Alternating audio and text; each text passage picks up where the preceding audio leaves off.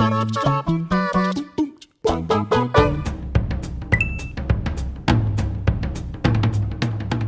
offend me. All right, mate. Everyone knows I absolutely adore Bioshock.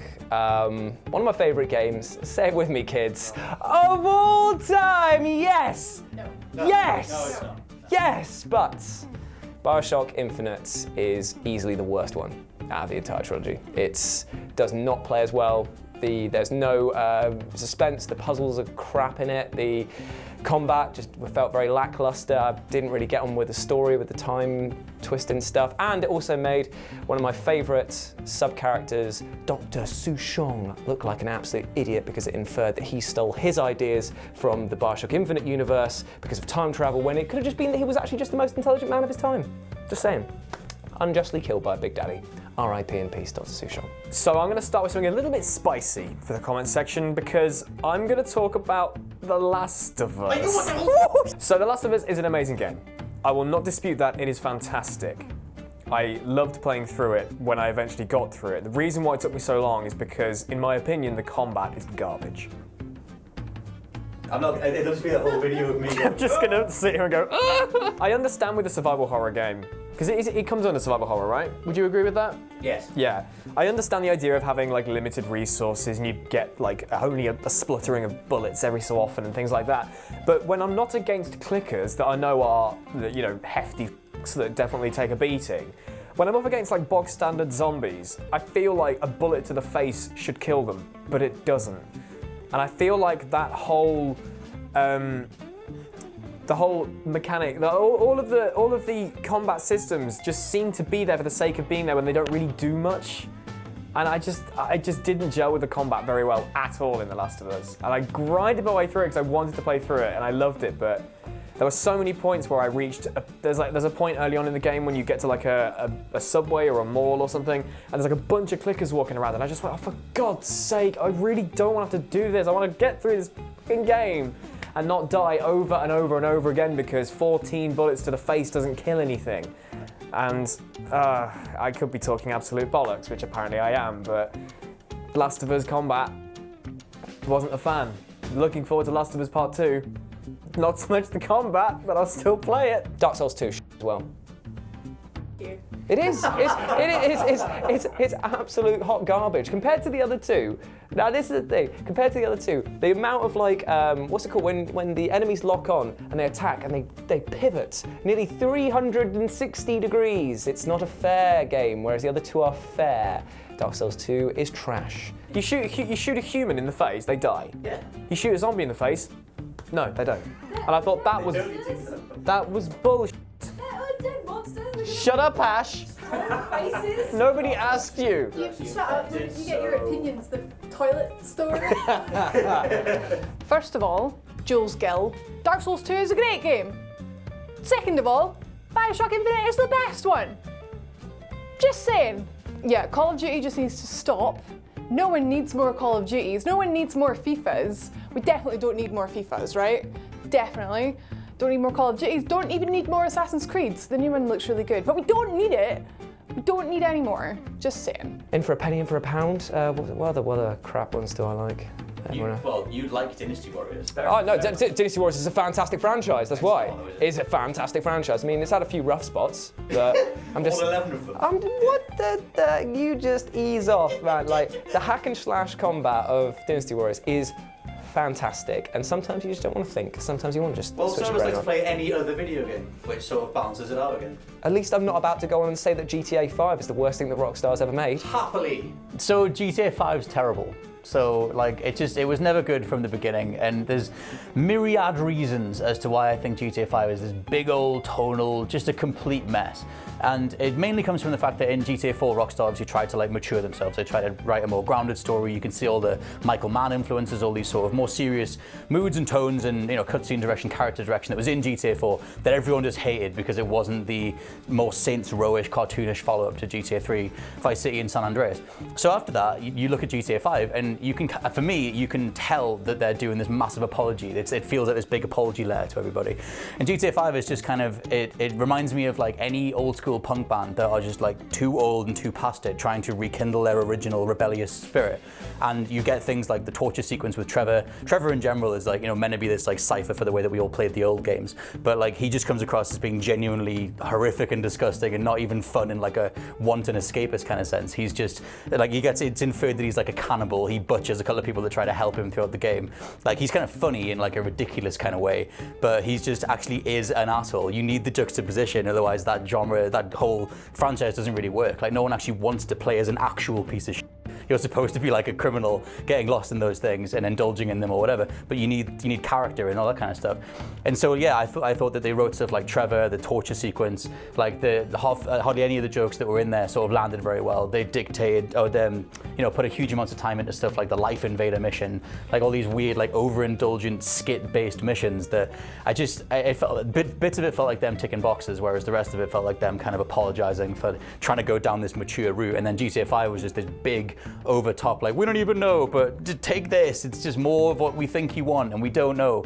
There was just this kind of lack of authorship to it, and I really don't like it. And then you look at all the outside systems, like the empire building stuff, or like the stock market, or like just the whole way that it plays, all the money and animation priority and all the different things that went into it, that just doesn't form a cohesive whole at all. And so I could go, but I just think it's the biggest pile. And so I played through it once and I didn't like it, and I just think it's a mess. Called it. Battle Royale is really, really boring.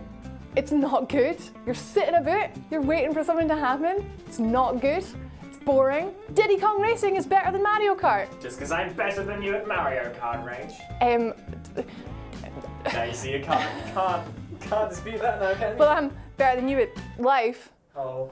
Okay, so my first bad take, which is really a great take, is that Resident Evil 6 is actually alright. It got a lot of crap back in the day, it got like 4s, 5s out of 10s, but it's not that bad. It's 3 alright campaigns. One that is sort of up here, one that is really down there, Leon, Chris. Leon's campaign is actually really good, especially in the first half.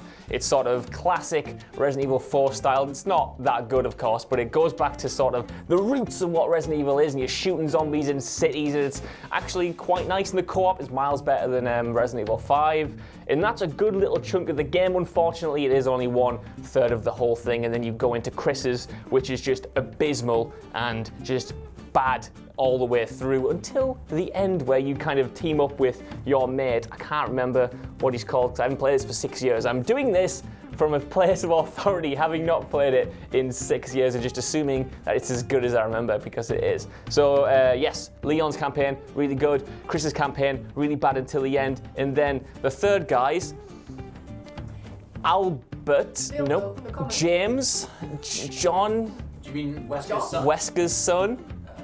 Jake Wesker. That one's actually really good because you can start karate chopping zombies all over the place and flipping tombstone them. That's not a tombstone, but you start doing wrestling moves on them and it's good. It doesn't deserve any of the hate it gets. It really did kill the franchise in a way, but it's a fine way to kill a franchise. It's sort of a mercy killing of the Resident Evil franchise that eventually got rebooted. My second bad take is that the Mako from the original Mass Effect is really good. It's actually really class. People give that so much. Oh. I've mispronounced everything, Scott. So the dark side, the dark seed. The Mako is fine. You know, what's not to love about moving up space mountains in no gravity and jumping off, and you just sort of fly and float, and it has no weight to it, but it is really fun. And I like landing on these desolate planets and just mooching along. It was really good. Oh God, I'm losing my mind. My bad gaming opinion is, as an Xbox One gamer, that the Xbox One interface is much better than the PlayStation 4 one, and both of them are better than PC. But I love the Xbox One, I think it's great. Excuse me? Suckmatic, bitches! But no, I think the Xbox One is great, and I love the way it works. I think the exclusives are shit. shit because the PS4 has so much better games on it. But I think an Xbox One is actually very enjoyable to float around with, and I use it as my big entertainment machine, and it's great. And I can have my pins, and I can do all my things, and I just like it. I'm sorry. Now the pinning stuff, I get that, but you get loads of ads on Xbox One dashboards, don't you? Maybe. I don't know. I like them. It's all colourful all the time. No, there isn't.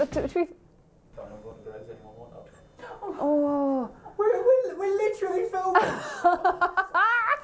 That's what editing's for. So you're already thinking online gaming in general is shit, and I hate it, and I don't want anything to do with it. I literally don't care what other people are doing online. I just want to sit in my pit and play on my own, do a real story-driven narrative, and that is what I like from gaming. I get why other people like it, but my opinion is that is rubbish, and I don't really enjoy it very much. So another one is Shadow of the Colossus. Sorry, Rage. And it's not that I want to love Shadow of the Colossus, and I love Last Guardian and Ico, but Shadow, I think, is like, it's like one good idea times 13. Like, I love the art direction. I love the idea of this, like, you know, individual wanderer trying to take down the Colossi. I love the whole comment that it makes about assuming different wills and taking down the enemy and then realizing you're the enemy at the end. Love all that stuff. But the actual base gameplay, the thing you're doing is like ride out really slowly, take down a thing, reset, do it again and again and again and again. And like none of the Colossi that you take down, bar like two of them, the little dog one or the one with the big beard, actually require any remote like variation as to how you take them down. Well, Go on. disagree. Okay, because no. But it's like that whole thing. They go, oh, well, each one's going to be its own unique little puzzle. And it's like, yeah, the one with the beard is, and the very last one is, they're different. But the vast majority, it's like shoot them in the knee, they fall down, you climb on top, you stab them in the head, you reset, you ride off again. It looks gorgeous. And I love the art style. But I remember playing through that. And I did the same thing when I bought the special edition and just being like, this just feels like hell. Like, it's just so slow. It's just treacle. So yeah, that. Oh, and the Smash Brothers combat is absolute arse as well. So next up is he gone? Okay, next up is Assassin's Creed. So I've only played like a third of the first Assassin's Creed game. And the series has never interested me since. Simply because, like when I first got, my friend lent me the game, and I was like, okay, this looks cool. I want to waltz around whatever era it's set in and do all the stabbing and things. But that sounds great. And I launched the game for the first time, and then it was like, because I was going into it relatively blind, it was like, oh, you are in the future, and you're looking through the animus at your ancestors' memories, and it just completely sucked me out of it. And I just thought that's completely killed the concept of Assassin's Creed for me. And whenever I see gameplay of the new Assassin's Creed games, like I don't really care because it's not a series I care about. But when you see the animus and the future stuff, I just instantly think, why is that there? Why can't I just be going around killing people and it has to be some sort of sci-fi bullshit? Just let me stab things. So I've never picked up an Assassin's Creed since. The animus stuff is the worst part of Assassin's Creed, from someone who's barely played it. That's probably as bad as a bad take gets. Point of the video, guys. Don't hit me, Scott. As for an actual game opinion, Mass Effect 3 really isn't that bad, and the ending is fine. Josh is so happy. Yes! Mass Effect 3 in itself is a game about endings, and it's a game about endings with all your relationships with other people. It's a game about tying up all these different things, and there's so many wonderful, beautiful things that happen in that game that it shouldn't be defined by its ending at all. And that the ending is perfectly fine. Just because it boils down to a 3-choice decision doesn't make it bad. Like, it's just what you're given. It's just what you're given. I thought it was fine. I cried. I absolutely cried when it ended. I'm not sure if it's just because Mass Effect ended or what, but I really enjoyed it, and I think it's perfectly fine. I think it's good. So there's a mic drop, a tea drink, a Victory sip. a victory sip. Is that what you meant by tea drink? Smoke the pipe.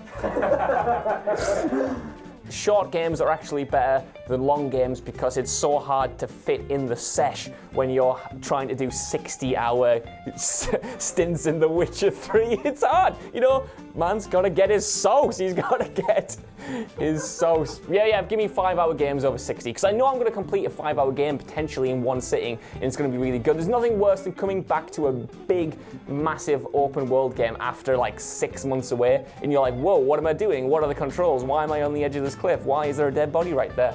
You're just hard to jump back into, and if you don't complete it within that window, you can't go back to it. And finally, MOBAs. What are they? also Colonial Marines is good. Final one is that, and this is going to get a lot of hate, especially over this corner where Rich is standing, Sonic Adventure 2, outside of the first zone is utter tosh. Do you know what, Jules? I agree with you. There we go. Put it to bed then. Ladies and gentlemen, argument's over. Thank you very much. I've won. Bye.